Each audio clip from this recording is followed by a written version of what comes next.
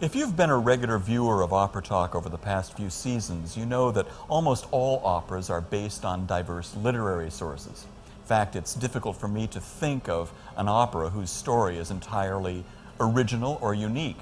One that comes to mind is Così fan tutte, which seems to have sprung entirely from the imagination of Mozart's librettist Lorenzo da Ponte. But the other da Ponte operas, Don Giovanni and The Marriage of Figaro, are both based on previous literary sources. In fact, composers seem to have a great love of theater and are generally attracted to plays as sources for operatic stories. But since the popularity of the novel in the late 18th and early 19th centuries, that literary form has become perhaps the most popular source for operatic stories. Even contemporary composers have sought their inspiration from novels. Our friend Carlisle Floyd, in fact, writing an opera based on Of Mice and Men and on Cold Sassy Tree, both terrific American novels. Gershwin's Porgy and Bess, and John Harbison's recent opera, The Great Gatsby. Another important contemporary composer has taken to the novel as a source for opera, the New York-based Tobias Picker. He had considerable success with his first opera, Emmeline, which was based on a popular American novel by Judith Rosner. And he's currently under commission with the Metropolitan Opera to do a version of Theodore Dreiser's An American Tragedy. But it's Picker's third opera that I'd like to spend some time with in this program, based not on a contemporary novel, but on a 19th century French work which heralded the beginning of a new literary style called naturalism. The author was Emile Zola, and the name of the novel and the opera is Therese Raquin. I'm Nick Reveles, and this is OperaTalk.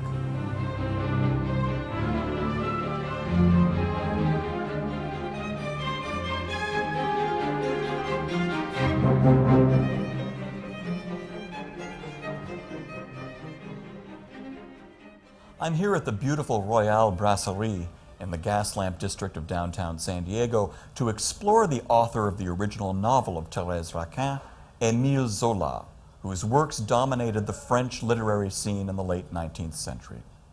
Zola was born in Paris in 1840, but he spent most of his childhood in Aix-en-Provence. His father, an Italian-born engineer, died in 1847, leaving the family penniless. By the age of 20, he and his mother had moved back to Paris, where the young Zola began to scrape together a living. His mother had always hoped that he'd become a lawyer, but he went his own way, first working as a clerk for a publishing house, and then ultimately as a journalist for a chain of newspapers.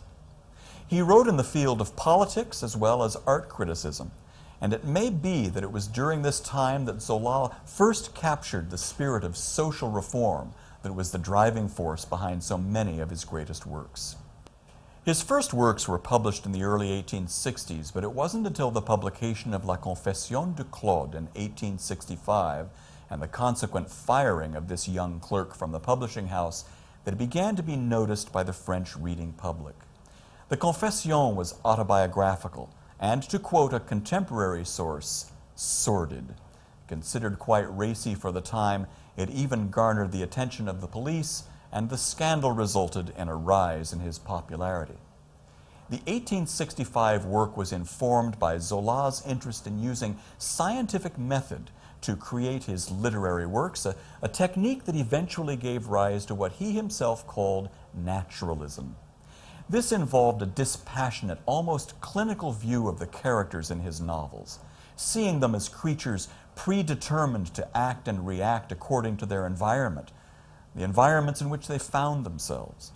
Naturalism as a literary style and movement found its first true fruit in his 1867 novel, Therese Raquin, the story of a seamstress who finds herself trapped in a passionless marriage, falls desperately in love with her husband's best friend, and then plots with him to murder her husband.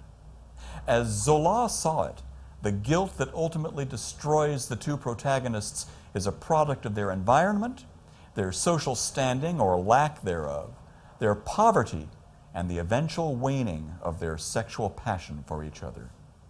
With regard to Therese, Zola said, "I had only one desire. Given a highly sexed man and an unsatisfied woman, to uncover the animal side of them and see that alone. Then throw them together in a violent drama and note down with scrupulous care the sensations and actions of these creatures. I simply applied to 2 human bodies the analytical method that surgeons apply to corpses. Luckily for his readers, and ultimately for us, Zola was not as hands-off of this explosive material as he would lead us to believe. Like any artist, he fashions the story with his own unique voice and personality intact, using literary devices and his own kind of poetry to tell a tale that will haunt us for a very long while to come. After the overwhelming success of this novel, he embarked on a 10-novel series, the Rougon-Macquart novels, which set out to scientifically tell the story of 2 families connected by marriage from one generation to the next, and to show their deterioration through the effects of heredity and environment. He was working on yet another cycle of these naturalist novels when his life was tragically cut short by carbon monoxide poisoning from a defective chimney in 1902. He was 62 years old.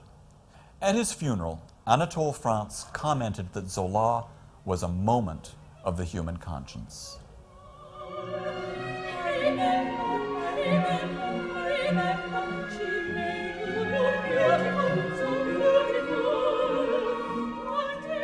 Therese Raquin lives with her husband, the sickly Camille, and her mother-in-law in Madame Raquin's haberdashery.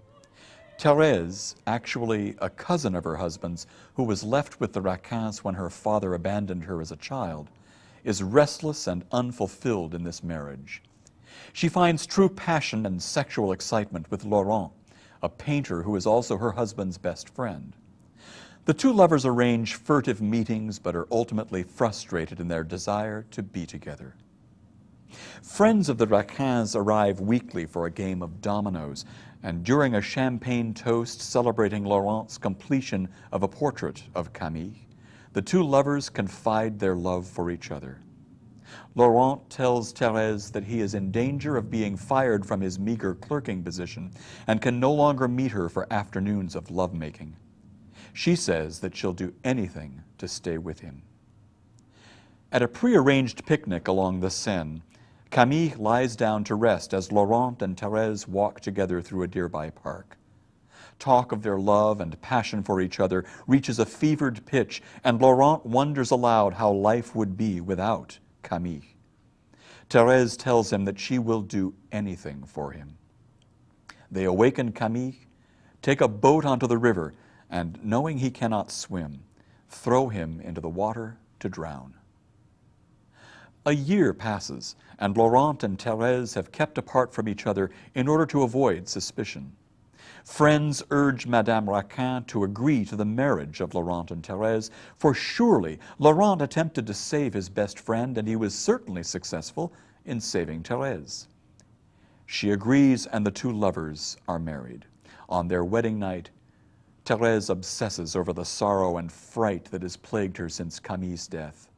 She resists her new husband, and they speak dully of their fate, when suddenly, as friends serenade them from below, they hear the voice of Camille join in with the other voices. The ghost of Camille also appears to his mother, Madame Raquin, who faints. While attempting to revive her, the lovers say too much and reveal themselves as the murderers of her son. Horrified, the old woman has a stroke, and she is left paralyzed and unable to speak. Friends gather for the weekly dominoes, and the old woman, now confined to a wheelchair, makes as if to write something. They give her paper and a pen, and she writes, "Therese and Laurent are," and then begins the next word with an M. The lovers are terrified until the gathered guests, puzzling over what she meant, decide that she was going to write that Therese and Laurent are my greatest blessing. This doesn't, however, relieve their guilt. In the final scene, they confront each other's culpability in the murder. Their argument reaches a fevered pitch. They fight, and Laurent storms out to get poison to kill her. While he's out, Therese imagines that the old woman has commanded her to kill Laurent. When he returns, she raises up a knife in order to stab him, but instead she plunges it into herself. Overcome with guilt and grief, Laurent takes the poison he had intended for her, and they die.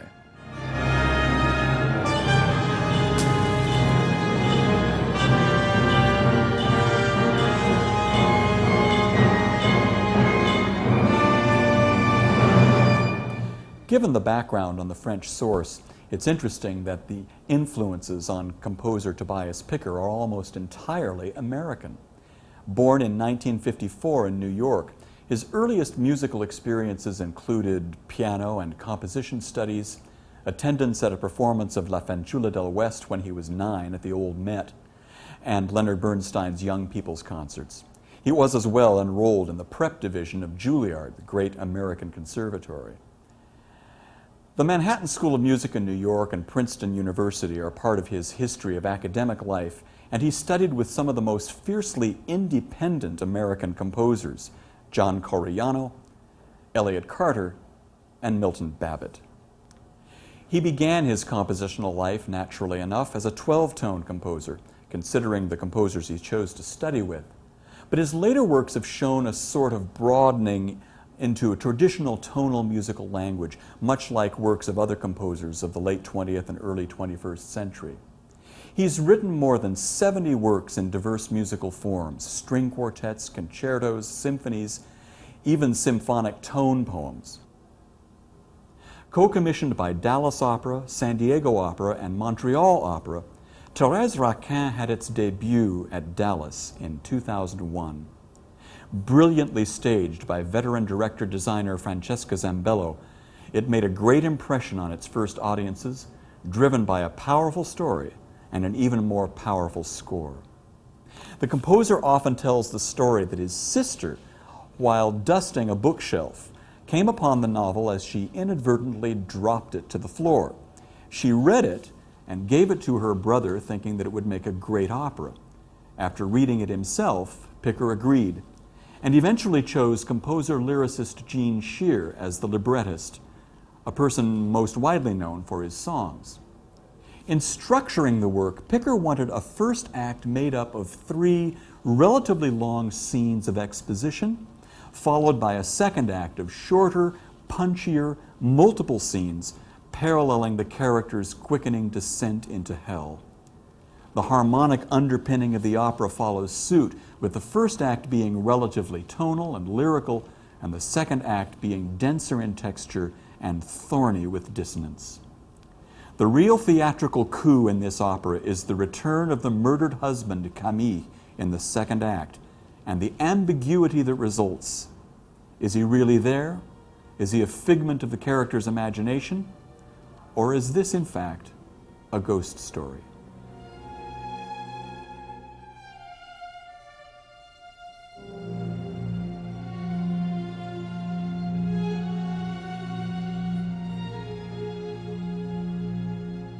I'm delighted to welcome my guest for this program, Dr. Alain Cohen, who is Professor of Comparative Literature and Cinema at UC San Diego. Alain, welcome. Thank you very much. It's good to have you here. Tell us something about where Therese Raquin lies in the canon of French literature in the late 19th century. Very good. I think we have to situate the French novel of the 19th century in its efflorescence, in the same way as you have the 5th century BC and Greek tragedy going from Aeschylus to Sophocles to Euripides. You're going to have a French 19th century moving from Stendhal to Balzac to Flaubert to Zola. And with that, it's not necessarily an evolution, but with that, you're going to have different artistic movements. Romanticism with Stendhal, realism with, and romantic realism perhaps with Balzac. I would say realism with Flaubert, but with many caveats. Mm-hmm. And then we move to graphic naturalism with Zola. This is not sufficient. In other words, we have to convey the extraordinary effervescence of Stendhal, the Red and the Black, the Charterhouse of Parma, who goes after the psychological detail and is after the truth of the mind and the truth of the soul. And the novel is a mirror which is carried through the world.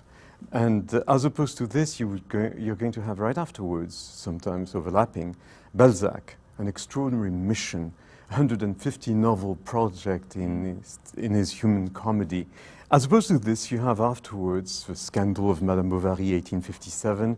You have Flaubert, and for Flaubert, it's really observation and observation. The details are everything in terms of trying to erase the presence of a writer so that the novel writes itself. Mm-hmm. And so Flaubert is the meticulous painter. More than this, he's a sculptor with words, and he rewrites everything so that he reaches perfection. So as opposed to the élan that you had in Balzac, writing as much as he could, as fast, and conveying life, in Flaubert you have a careful detail. And then Zola.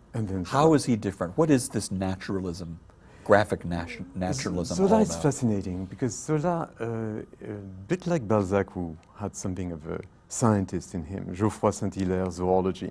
For Zola, instead, it is the experimental method of people like Taine and people like Claude Bernard in particular. And in the experimental method, he argues, as opposed to Stendhal, that physiology is everything, but psychology falls behind and is subordinate to physiology. So there's a sort, in the same way as the Greek tragedy and the fatalism that leads towards the end as a mechanic, instead you have the novel, the literature for Zola as a laboratory in which you run experiments, and it's inductive laws that through which you try to discover, inductive experiments through which you try to discover the laws. My characters obey the laws of physiology. So he follows very much Taine and the idea of milieu, race, temperament. And that all of these things determine how the characters are going to react in the situation, the given situation they find themselves. So specifically, Therese and Laurent, yes, in the story, how are they determined? Well, there's a sequencing that follows the rules of sequencing that you would have in a lab in an experiment. The sequencing follows the action in terms of murder, remorse, and then vengeance and death.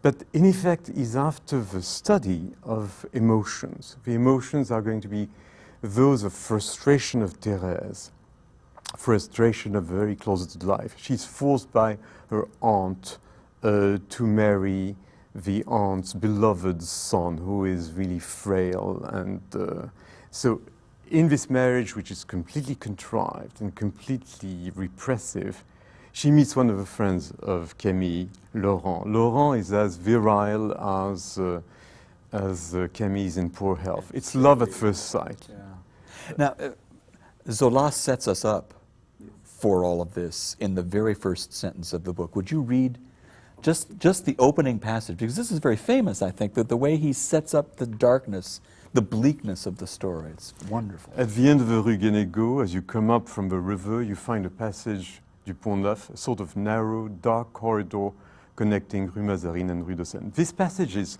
30 yards long and 2 in width at the most. It is paved with yellowish flagstones, worn and loose, which always exude a damp, pungent smell, and it is covered with a flat, glazed roofing black with grime. You see, the lovers don't have any chance, they're going to die. That's amazing. Well, I know that Zola has been successful on film, and certainly in book form. I'm sure it'll be successful in operatic form as well. Thank you for being with us.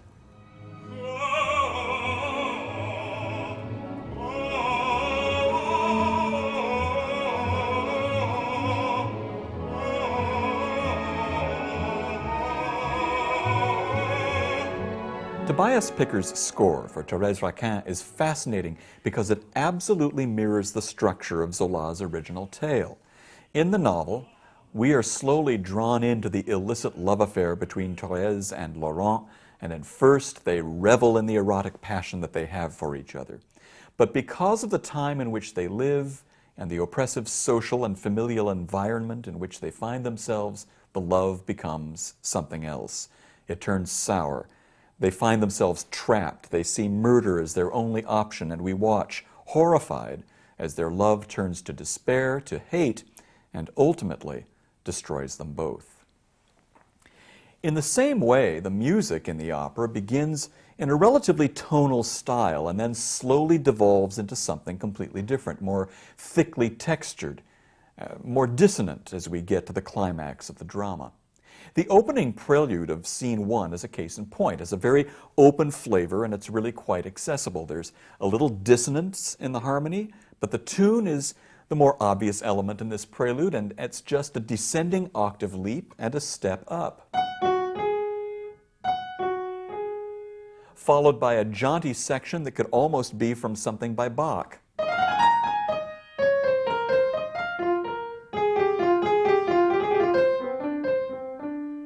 Underneath it all is this mildly dissonant rhythmic figure, the glue that holds the piece together. Let me now play this whole opening so that you get an idea of what it sounds like.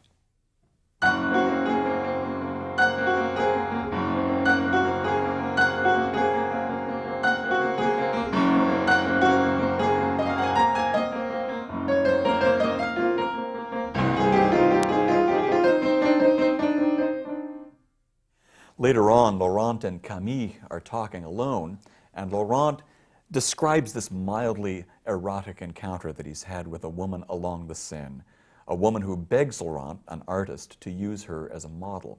There's a refrain that recurs in this short aria, simply on the word awe, which tells us musically everything we need to know about this moment, but without giving us verbal graphic details. It's a simple tune, as all of these tunes have been so far, but the tune is harmonized by the orchestra in a way that I would describe as thick, mostly using the string instruments of the orchestra. Here's the tune.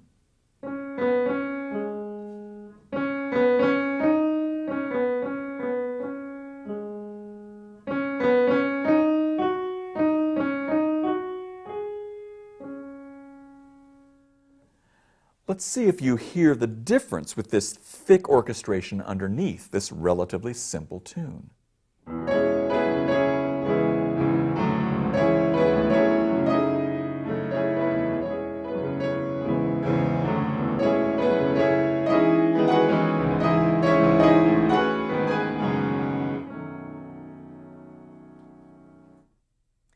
Now, you may ask yourself, is there love music for Therese and Laurent? Well, yes, there is, but not of the conventional kind. After all, this is not a conventional love story, and so their music must match what these two characters not only feel about each other, but about where their love will be taking them. Later in this opening scene, the two lovers have a moment together, and there is this tune that seems to mark the moment.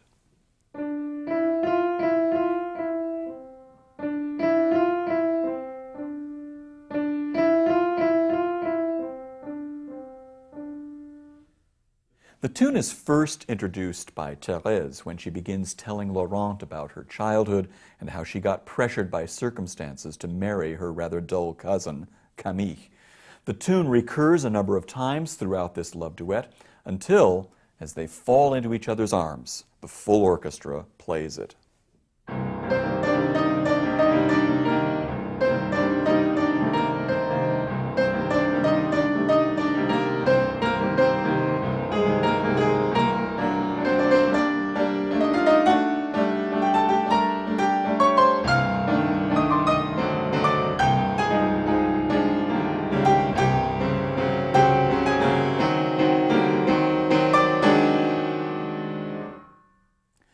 There is a kind of passionate sweep in this music, but because of the way it's scored, there is a thick, heavy atmosphere added that speaks volumes about this doomed love.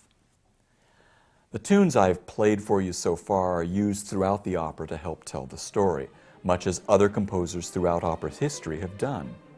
These melodies, however, will not always be obvious, and as the story comes closer to its denouement, the tunes are hidden by thicker textures in the orchestra, angular vocal lines, and piquant dissonances. This technique truly communicates the story and helps us understand fully the predicament in which Zola's powerful characters find themselves. This is opera of a very high artistic quality.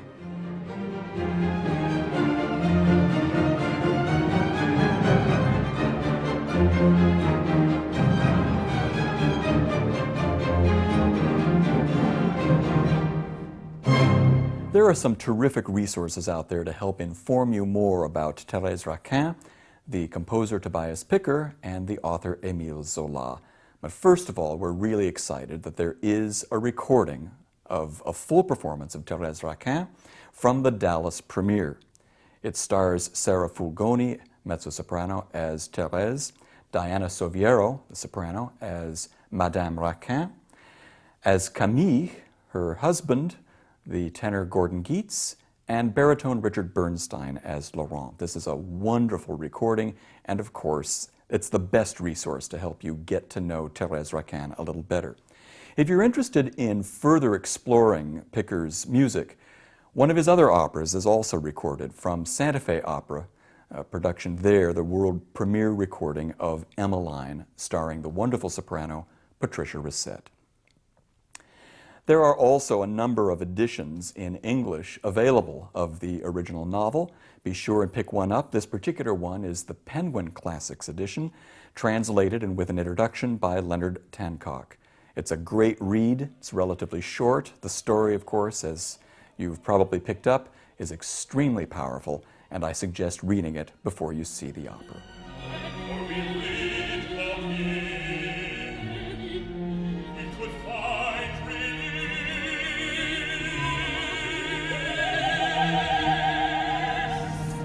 New operas are always something of a risk for audiences today, despite the fact that traditionally opera audiences have always expected something new. But rest assured, Therese Raquin is a work filled with lyricism, passion, and excitement, three things that we demand of great opera. Read the novel, listen to the opera on recording, and come see Therese Raquin. It's an opera you'll never forget. I'm Nick Reveles. I'll see you at the opera.